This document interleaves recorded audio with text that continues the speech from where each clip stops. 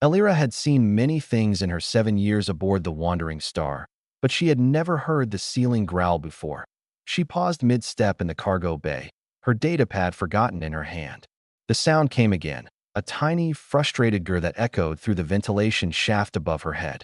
It was followed by a series of scratching noises and what could only be described as a miniature roar of indignation. The Crevathi delegation had arrived 3 days ago, their massive cruiser docking with the human vessel in a ceremony of interstellar diplomacy. They were an imposing species, 8 feet tall, covered in obsidian scales, with eyes like molten gold and voices that rumbled like distant thunder. They had come to negotiate trade routes through human space, and the entire crew had been walking on eggshells ever since. But the Crevathi had brought something unexpected: their young. Unlike humans, who might leave their children at home during important missions, Crevathi culture demanded that cubs accompany their parents everywhere. It was a matter of honor, of teaching responsibility and consequence from the earliest age. The delegation had arrived with 12 adults and 7 cubs, the smallest of whom barely reached Elira's knee. That smallest cub was named Nox. Another growl emanated from the ceiling, this time accompanied by a plaintive mew that tugged at something deep in Elira's chest. She looked up at the vent grating, her mind racing.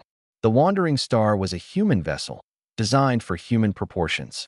The ventilation system was a maze of narrow passages, barely wide enough for a maintenance drone, let alone a curious Crevathi cub.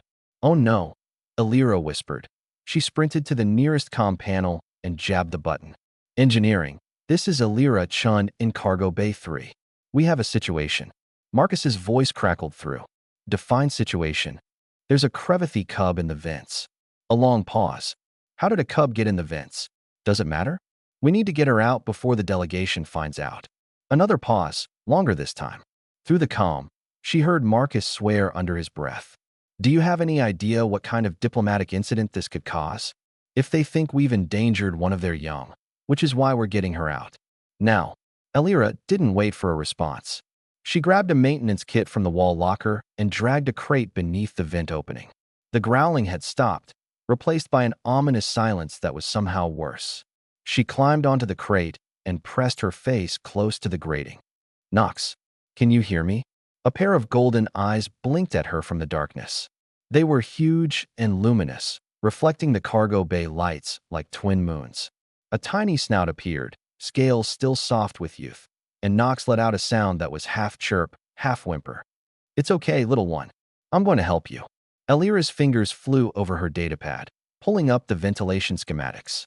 The system was a nightmare, a 3-dimensional labyrinth that extended throughout the entire ship. Nox had somehow crawled in through an access panel in the delegation's quarters and made her way halfway across the ship before getting stuck in a junction point where 3 passages met. The human woman studied the schematic, her engineering training kicking in. The passages were too narrow for any adult to fit through, human or Crevathi. They couldn't cut through the walls without risking hull integrity, and they couldn't flood the system with sedative gas without potentially harming the cub. But humans hadn't survived centuries of space travel by giving up at the first obstacle. "Marcus, I need you to activate the temperature controls for Section 7B. Drop it by 5 degrees. What are you thinking? Crevathi are cold-blooded. If we make the passage uncomfortable, Nox will want to move toward warmth. I can create a temperature gradient that leads her back toward Cargo Bay 3. That's actually brilliant. Give me 2 minutes." While Marcus worked his magic with the environmental controls, Elira did something that would probably get her written up in a dozen incident reports.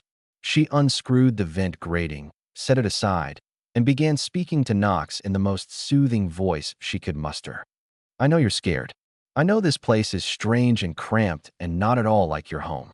She pulled a protein bar from her pocket and broke off a piece. "But here's the thing about humans, Nox. We're stubborn. We don't leave anyone behind, no matter how small." The golden eyes watched her, unblinking. Elira held up the piece of protein bar.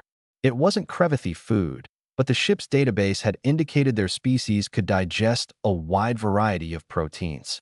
"Come on, little one. Follow the warmth. Follow my voice." For a long moment, nothing happened. Then she heard it, the soft scrape of tiny claws on metal. The temperature gradient was working. Nox was moving. "That's it. You're doing great." just a little further. The scraping sounds grew louder, punctuated by huffing breaths and determined little growls. Elira could track Nox's progress through the ceiling, each movement bringing the cub closer to the cargo bay opening. Her heart hammered in her chest as the golden eyes reappeared in the darkness. Closer now, close enough that she could see the individual scales on Nox's snout. Almost there. You're so brave, Nox. So brave. With a final scramble and a tiny roar of triumph, Nox emerged from the vent shaft.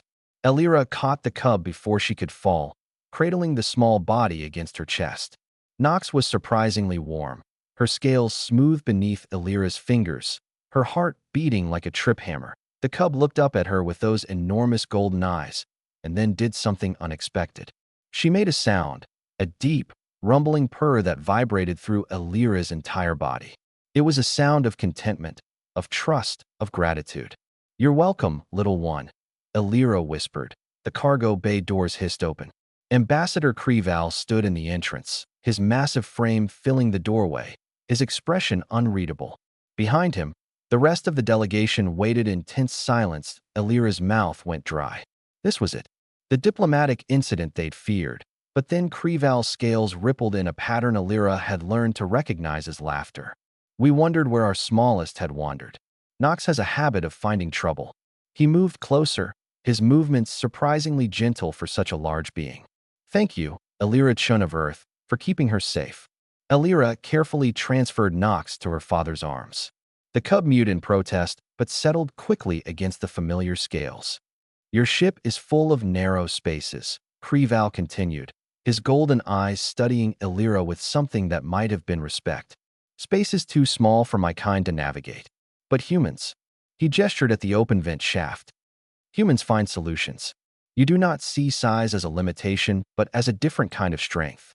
As the delegation filed out of the cargo bay, Nox looked back over her father's shoulder. She caught Elira's eye and let out one more tiny growl, not frustrated this time, but playful. A promise of future mischief. Elira couldn't help but smile. Somewhere in the vastness of space, on a ship built by human hands, a bridge had been formed between two species. Not through grand gestures or political maneuvering, but through one simple truth that humans had always understood: no one gets left behind. Not even the smallest cub.